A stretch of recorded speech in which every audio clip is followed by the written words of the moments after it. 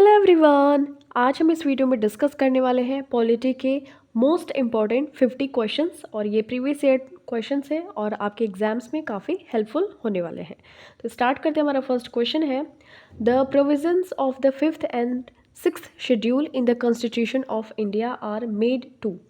तो जो शेड्यूल है 5th नंबर का और 6th नंबर का, ये बात करता है, प्रोटेक्ट करता है the interests of scheduled tribes. ध्यान में रखिएगा, जो हमारा 5th शेड्यूल है हमारे कॉन्स्टिट्यूशन में, तो मेघालय, असम, त्रिपुरा एंड मिजोरम को छोड़कर अदर दैन, ठीक है, इन सभी के एडमिनिस्ट्रेशन को देखता है जो scheduled area and scheduled tribes हैं in states other than Assam, Meghalaya, Tripura and Mizoram.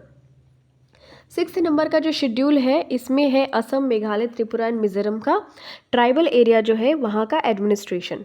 और जो 6th शेड्यूल है ये प्रोवाइड करता है autonomous district councils of regional council. Which committee recommended 3-tier panchayat Raj system? Correct answer हो जाएगा बलवंत राय मेहता कमिटी। ठीक है, तो ध्यान में रखिएगा, जो बलवंत राय मेहता जो कमिटी है ये रिकमेंड करती है 1957 की ग्राम पंचायत, पंचायत समिति, जिला परिषद। तो ये विलेज लेवल पे होता है ग्राम पंचायत, ब्लॉक लेवल पे पंचायत समिति, डिस्ट्रिक्ट लेवल पे जिला परिषद। Okay, which bill must be passed by each house of the Indian parliament separately by the special majority? Correct answer हो जाएगा कॉन्स्टिट्यूशनल अमेंडमेंट बिल। तो जो कॉन्स्टिट्यूशन अमेंडमेंट बिल आता है ये each house of the Indian parliament, इसमें special majority के साथ इसको पास किया जाता है। तो जो संवैधानिक संशोधन होता है इसको जो हमारा लोकसभा है और राज्यसभा दोनों ही सदन में सेपरेटली स्पेशल मेजॉरिटी के साथ में पास किया जाना चाहिए। ओके, तो ये कॉन्स्टिट्यूशनल जो अमेंडमेंट का हमने प्रोसेस लिया है ये कहाँ से लिया है? तो साउथ अफ्रीका से लिया है। Chairperson and members of state human rights commission are appointed by? Correct answer इसका हो जाएगा ऑप्शन नंबर बी, गवर्नर। तो राज्य मानवाधिकार आयोग के अध्यक्ष और सदस्यों की नियुक्ति की जाती है गवर्नर के द्वारा। ध्यान में रखिएगा कि जो अपॉइंटिंग अथॉरिटी है वो है गवर्नर, रिमूवल अथॉरिटी है वो है प्रेसिडेंट। कंपोजिशन की बात करें तो यूजुअली इंक्लूड करता है एक retired chief justice of a high court और अ जज of a high court as the chairperson. तो ये चीज़ आपको ध्यान में रखनी है। Which committee recommended to give constitutional status to panchayat raj? Correct answer हो जाएगा LM सिंघवी कमेटी। तो ये जो LM सिंघवी कमेटी है ये रिकमेंड करता है कॉन्स्टिट्यूशनल स्टेटस प्रोवाइड करता है पंचायती राज सिस्टम को, और ये आया था 1986 में। ओके, ध्यान में रखिएगा। What is the legal nature of the preamble of the Constitution? तो संविधान की प्रस्तावना की कानूनी प्रकृति क्या है? तो इट इज़ नॉट इन्फोर्सिबल। ठीक है, जो प्रियम्बल है, प्रस्तावना है हमारे कॉन्स्टिट्यूशन का एक पार्ट है, नॉट लाइक इसको हम कोर्ट में ले जाके प्रस्तुत नहीं कर सकते, इन्फोर्सिबल नहीं है in courts. What is the nature of the Indian Constitution? Correct answer हो जाएगा federal in nature but unitary in spirit. तो जो हमारा इंडियन कॉन्स्टिट्यूशन है इसको कंसिडर किया जाता है to be federal in nature but with unitary features, meaning it has a structure that distributes power between the central government and states but also allow the central government to take more power to in certain situations. On which day the design of the national flag of India was adopted? Correct answer इसका हो जाएगा 22 जुलाई 1947 को राष्ट्रीय ध्वज का design अपनाया गया था। ये चीज़ आपको ध्यान में रखिएगा, by the constituent assembly. Which of the following is empowered to alter the boundaries of states under the constitution of India? तो किसे भारतीय संविधान के तहत राज्यों की सीमाओं में परिवर्तन करने का अधिकार है?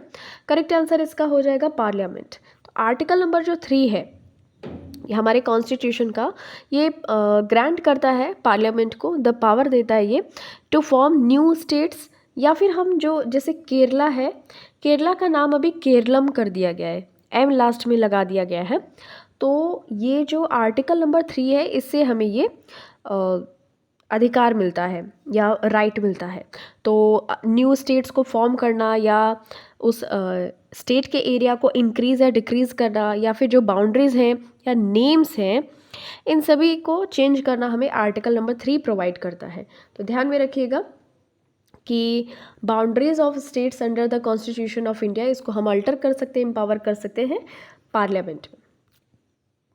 The citizenship provided by the constitution of India is, तो सिंगल सिटीजनशिप है, ठीक है। आर्टिकल नंबर 5 to 11 है, ये चीज़ आपको ध्यान में रखनी है, हमने ये इंग्लैंड से लिया I think. Under which article of the constitution of India fundamental rights have been provided to citizens. Correct answer इसका हो जाएगा article number 12 to 35। Article number 12 से 35 जो हमारे कॉन्स्टिट्यूशन का है, ये हमें कुछ राइट्स देता है। तो पार्ट नंबर 3 में कुछ राइट्स हैं।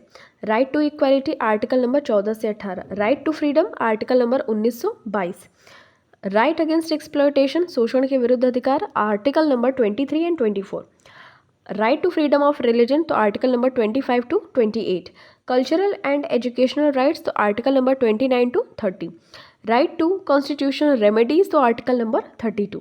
ये चीज़ आपको ध्यान में रखनी है। Which article of the constitution of India is related with freedom of the press. Correct answer हो जाएगा आर्टिकल नंबर 19, तो 19(1)(a). ये चीज़ आपको ध्यान रखना है कि हमें ये गारंटी प्रोवाइड करता है फ्रीडम ऑफ स्पीच, एक्सप्रेशन, और जो कि इंक्लूड करता है फ्रीडम ऑफ प्रेस। ओके और ये जो राइट है अप्लाई होता है to all the citizens of India including the media. Next बात करते हैं, which article was termed as the heart and soul of the constitution by doctor Bhimrao Ambedkar. Correct answer हो जाएगा आर्टिकल नंबर 32, ठीक है। तो इसको हम कहते हैं heart and soul of our Indian constitution, और भीमराव अंबेडकर जी इसको रेफर करते हैं इस तरीके से। इसमें 5 प्रकार के रिट भी जारी करता है सुप्रीम कोर्ट।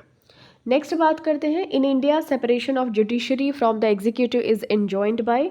करेक्ट आंसर हो जाएगा directive principles of state policy. तो आर्टिकल नंबर जो 50 है ना, ये हमारे DPSP में आता है, जिसको कि हमने आयरलैंड के कॉन्स्टिट्यूशन से लिया हुआ है, और ये कोर्ट में नॉन इन्फॉर्सेबल है। जिस तरीके से प्रियम्बल इन्फॉर्सेबल नहीं है, उसी तरीके से DPSP भी कोर्ट में नॉन इन्फॉर्सेबल है। और separation of judiciary from the executive, इसको आर्टिकल नंबर 50 में मेंशन किया गया है। विच amendment act included the fundamental duties of citizens in the Indian constitution. Correct answer इसका हो जाएगा 42 नंबर का। तो 42वां संविधान संशोधन ये है 1976 का, 1976 का। तो ये हमें फंडामेंटल ड्यूटीज़ ऑफ सिटीजन्स देखने को मिलती है। If there is any dispute regarding the presidential election it can be referred to. Correct answer इसका हो जाएगा सुप्रीम कोर्ट ऑफ इंडिया। तो जो भी डिस्प्यूट्स होते हैं regarding the election of the president and vice president of India, इसको decide किया जाता है by supreme court of India. To whom does the president of India submit his resignation. तो प्रेसिडेंट ऑफ इंडिया अपना resignation या इस्तीफा किसे सौंपता है। करेक्ट आंसर हो जाएगा वाइस प्रेसिडेंट ऑफ इंडिया। तो आर्टिकल नंबर 56 में ये चीज़ मेंशन की गई है। Under which article of the constitution the president of India has been empowered to promulgate on an ordinance. तो जो ऑर्डिनेंस होता है, यानी कि अध्यादेश जारी करने का अधिकार जो होता है, वो होता है आर्टिकल नंबर 123 में, ठीक है। ये प्रेसिडेंट के पास में पावर होते हैं। Article 78 of the constitution of India lays down the duties of the. Article number जो 78 है उसमें प्राइम मिनिस्टर के बारे में बात की गई है कि ये जो प्राइम मिनिस्टर की क्या क्या ड्यूटीज़ होती हैं उसको लेके। Which article of the Indian Constitution describes the appointment and disqualification of the Council of Ministers? Correct answer इसका हो जाएगा आर्टिकल नंबर 75। तो आर्टिकल नंबर जो 75 है ये गवर्न करता है the offices of the prime minister and council of ministers. The council of minister is collectively responsible to which of the following. Correct answer इसका हो जाएगा लोकसभा। तो ये जो काउंसिल ऑफ मिनिस्टर्स है ये कलेक्टिवली रिस्पॉन्सिबल होते हैं टू द लोकसभा। तो ध्यान में रखिएगा, मंत्री परिषद सामूहिक रूप से लोकसभा के प्रति उत्तरदायी होती है। आर्टिकल नंबर 75 क्लॉज 3 में लिखा हुआ है, ठीक है।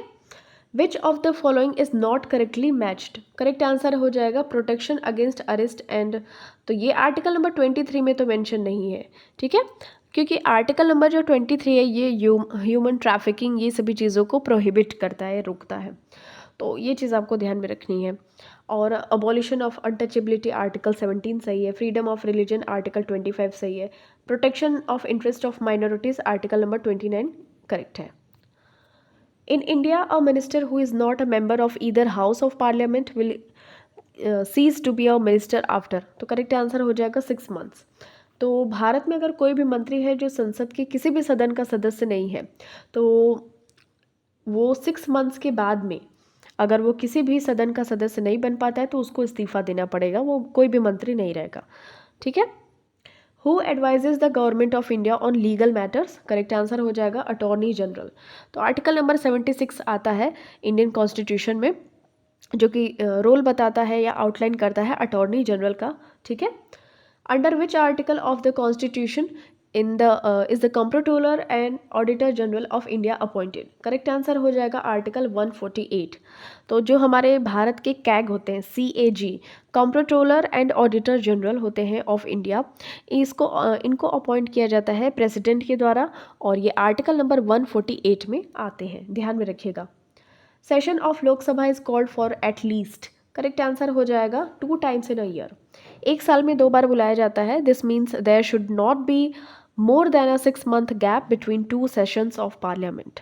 तो हर 6 महीने पे बुलाया जाता है, क्या होता है, session of Lok Sabha is called. Which of the following does not take the oath of the office, correct answer हो जाएगा स्पीकर। जो लोकसभा स्पीकर होते हैं वो सभी ओथ नहीं लेते हैं। तो ध्यान में रखिएगा कि the oath to the office of the president is administered by the chief justice of India. The oath to the office of the vice president is administered by the president of India. The oath जो ये prime minister oath लेता है, ये president of India administer करता है, but speaker does not take the oath to the office. Okay.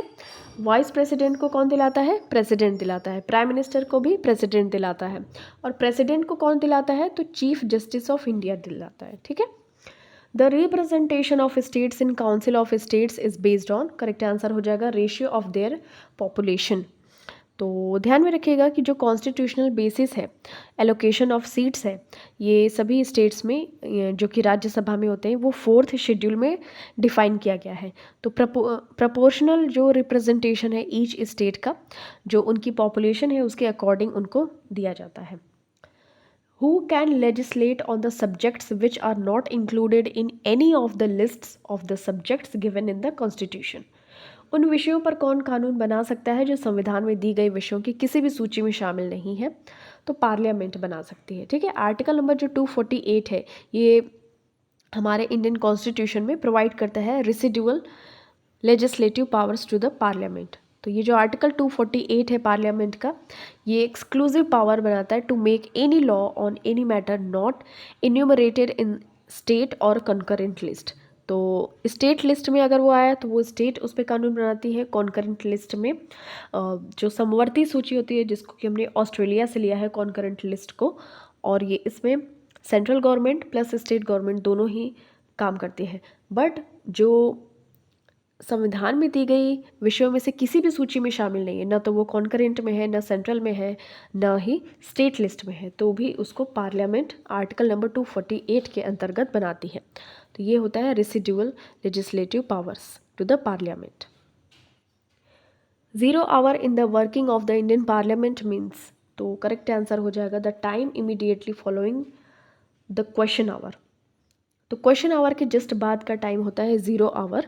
ये हमारे Indian parliament में एक टाइम होता है जहाँ पे मेंबर्स ऑफ पार्लियामेंट यानी कि MPs can raise issues of urgent public importance. ठीक है। 0 hour usually begins around 12 noon, तो 12 बजे दोपहर में स्टार्ट होता है, 12 नून में स्टार्ट होता है 0 hour. If a money bill is accepted in Lok Sabha, Rajya Sabha can withhold it maximum up to, तो अगर लोकसभा में मनी बिल पास हो गया तो राज्यसभा में कितने टाइम तक रह सकता है, ये 14 डेज तक रह सकता है। ठीक है। Who preside over the joint session of both the houses of the parliament, correct answer हो जाएगा स्पीकर।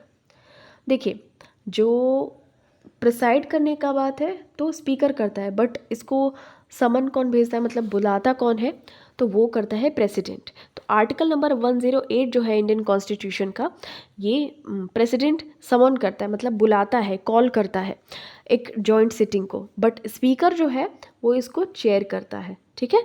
समन करने का काम प्रेसिडेंट का है, और लोकसभा का स्पीकर क्या करता है, इसको चेयर करता है या प्रिसाइड करता है। ठीक है। जो भी डिसएग्रीमेंट होते हैं between Lok Sabha and Rajya Sabha on a bill, उसको एक टाइप ऑफ रिजॉल्व करने के लिए उसको ये जॉइंट सेशन को बुलाया जाता है। Which article of the Indian constitution is related to contingency fund? Correct answer हो जाएगा आर्टिकल 267। ये जो हमारे इंडियन कॉन्स्टिट्यूशन का है, ये आकस्मिक निधि, मतलब जो अचानक से हमें अगर फंड की ज़रूरत पड़ जाए तो हम इसमें से निकाल सकते हैं। The report of public accounts committee is presented in the, correct answer हो जाएगा लोकसभा। तो PAC यानी कि public account committee is presented to the speaker of the Lok Sabha. Who appoints the जजेस of the supreme court of India? Correct answer हो जाएगा the president. तो chief justice of India and the जजेस of the supreme court are appointed by the president under clause 2 of article 124 of the constitution. ये चीज़ आपको ध्यान में रखनी है कि सर्वोच्च न्यायालय के न्यायाधीशों की नियुक्ति कौन करता है? तो ये प्रेसिडेंट करता है। ये आर्टिकल आपको ध्यान में रखनी है। Which article of the constitution permits the supreme court to review its judgement और ऑर्डर? संविधान का कौन सा अनुच्छेद सर्वोच्च न्यायालय को अपने निर्णय या आदेश की समीक्षा करने की अनुमति देता है? 137 नंबर का आर्टिकल। ये जो है सुप्रीम कोर्ट को ये पावर देता है to review any of its judgement और order. Who has the right under the constitution to seek opinion of the supreme court on the question of law? तो प्रेसिडेंट को पास एक ये टाइप ऑफ राइट है article number 143 से, power of president to consult supreme court if at any time it appears to the president that a question of law और fact has arisen और is likely to arise. Okay, तो सर्वोच्च न्यायालय की राय लेने का अधिकार है प्रेसिडेंट को आर्टिकल नंबर 143 के तहत। The governor of a state is appointed by, correct answer इसका हो जाएगा प्रेसिडेंट के द्वारा। ठीक है, तो governor of a state is appointed by the president for a term और 5 years and hold offices during his pleasure. तो प्रेसिडेंट की इच्छा के अनुसार, खुशी के अनुसार जो गवर्नर होता है इसको अपॉइंट किया जाता है। According to which article of constitution of India the chief minister is appointed by the governor of a state? भारतीय संविधान के किस अनुच्छेद के अनुसार मुख्यमंत्री की नियुक्ति राज्य के राज्यपाल के द्वारा की जाती है? करेक्ट आंसर हो जाएगा आर्टिकल नंबर 164। तो according to article 164 of the constitution of India the governor of a state appoints the chief minister. तो गवर्नर किसको अपॉइंट करता है? चीफ मिनिस्टर को अपॉइंट करता है आर्टिकल नंबर 164 के तहत। Which article among the following says that Indian Constitution provisions about interstate relation? कौन सा अनुच्छेद कहता है कि भारतीय संविधान अंतर्राज्यीय संबंधों के बारे में प्रावधान करता है? करेक्ट आंसर इसका हो जाएगा आर्टिकल 263। तो आर्टिकल नंबर 263 इंडियन कॉन्स्टिट्यूशन का एम्पावर करता है the president of India to establish an inter state council to coordinate the relationship between centre and state and also among states. ये चीज़ आपको ध्यान में रखनी है। Who is empowered to establish the inter state council? तो correct answer इसका हो जाएगा ऑप्शन नंबर बी, यानी कि प्रेसिडेंट। जो प्रेसिडेंट होता है, अंतर्राज्यीय परिषद की स्थापना का अधिकार है प्रेसिडेंट को। तो ये जो इंटर स्टेट काउंसिल होता है ये आर्टिकल नंबर 263 में आता है। ठीक है, और इसका इस्टेब्लिशमेंट अथॉरिटी होती है प्रेसिडेंट के पास में। इसका जो पर्पस होता है to promote cooperation and coordination between the central government and state government. ठीक है, who recommends the distribution of finance between union and the states? Correct answer हो जाएगा फाइनेंस कमीशन। तो आर्टिकल नंबर 280 में ये आता है, ये चीज़ आपको ध्यान में रखनी है। The chief election commissioner of India is appointed bye? तो भारत के मुख्य चुनाव आयुक्त की नियुक्ति की जाती है प्रेसिडेंट के द्वारा। ठीक है, इनका टाइम टेन्योर होता है 6 years और up to the age of 65 years, whichever is earlier, जो कोई भी पहले हो जाए, या तो 6 साल या तो 65 साल। और प्रेसिडेंट अपॉइंट करते हैं chief election commissioner of India. 52nd constitutional amendment act is related to which thing? तो डिफेक्शन से लॉ, जो एंटी डिफेक्शन लॉ होता है यानी कि दल बदल कानून, तो इससे संबंधित है। जो भी पॉलिटिशियंस होते हैं वो स्विच कर लेते हैं पार्टीज़, तो इस तरीके से रोकने के लिए ये 52nd नंबर का 52वां संविधान संशोधन आया था। The supreme court of India initiated the doctrine of basic structure of the constitution in? Correct answer इसका हो जाएगा the Kesavananda Bharati case in 1973। ठीक है। तो ये Kesavananda Bharati versus state of Kerala का ये केस था। इसको हम द फंडामेंटल राइट्स केस के नाम से भी जानते हैं। तो basic structure of the constitution, इसका एक डॉक्ट्रिन टाइप ऑफ, मतलब संविधान का मूल ढांचा, इस तरीके से ये सुप्रीम कोर्ट में पेश किया गया था केशवानंदा भारती केस 1973 में। ठीक है। Which article of the constitution guarantees the 1/3 representation of women in panchayat? Correct answer हो जाएगा 243 डी। ठीक है। जो भी पंचायती राज सिस्टम है वहाँ पे विमेंस के लिए रिजर्व्ड है 1/3 सीट। तो ये चीज़ आर्टिकल नंबर 243 डी में मेंशन है। Under which article of the Constitution there is a provision for the establishment of a commission for scheduled tribes? Correct answer हो जाएगा आर्टिकल नंबर 338 ए में शेड्यूल्ड ट्राइब्स के लिए क्या है मेंशन किया गया है कॉन्स्टिट्यूशन में। ठीक है। तो आर्टिकल नंबर जो 338 ए है ऑफ द कॉन्स्टिट्यूशन, ये प्रोवाइड करता है for the establishment of national commission for scheduled tribes. ठीक है। Which of the following state does not have any panchayati raj institution? Correct answer हो जाएगा नागालैंड। तो at present there is no panchayati raj institution in the state of Mizoram, Nagaland and Meghalaya. तो इन तीनों ही क्षेत्रों में कोई भी पंचायती राज सिस्टम नहीं है, Mizoram, Nagaland and Meghalaya. Who administer the oath of the office of the governor? Correct answer हो जाएगा chief justice of high court. जैसे कि प्रेसिडेंट के जो ओथ को कौन दिलाता है, तो चीफ जस्टिस ऑफ इंडिया। उसी तरीके से गवर्नर स्टेट में जो होते हैं उनकी ओथ को कौन दिलाता है, तो chief justice of high court. ये चीज़ आपको ध्यान में रखनी है। In which of the following committees there is no representation of Rajya Sabha? Correct answer हो जाएगा एस्टिमेट्स कमिटी। तो जो एस्टिमेट कमेटी होती है इसमें 30 मेंबर्स होते हैं and all these members are from Lok Sabha, lower house जो होता है, ये चीज़ आपको ध्यान में रखिएगा। There is no representation from Rajya Sabha और upper house in this estimate committee. प्राक्कलन समिति इसको कहते हैं। ये हमारा लास्ट क्वेश्चन है। What is the retirement age of the जजेस of the supreme court? Correct answer इसका हो जाएगा 65 ईयर्स। तो article number 124 of the constitution, this article specifies the retirement age of that is 65 years for Supreme Court judges, and Chief Justice of India, the Chief Justice of India also retires at the age of 65.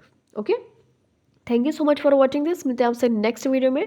Till then take care, अपना खूब सारा ख्याल रखिए, video को ज़रूर revise करते रहिए और ये हमारा चैनल को सब्सक्राइब कर लीजिएगा।